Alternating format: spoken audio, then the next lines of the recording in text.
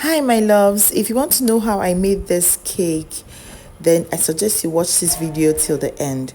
Now this is a very pretty simple recipe. You could just mix it in your bowl, and you're good to go. Came out to be very yummy and tasty.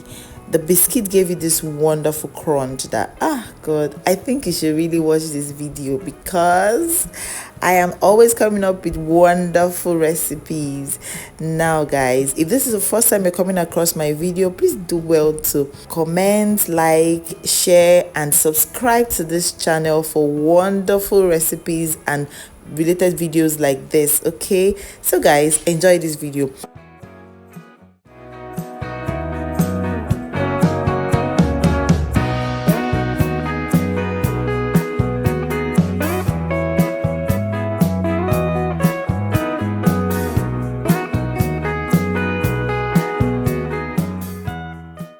The measurements for the ingredients used will be in the comment section or the description box below. Do well to check it out, okay?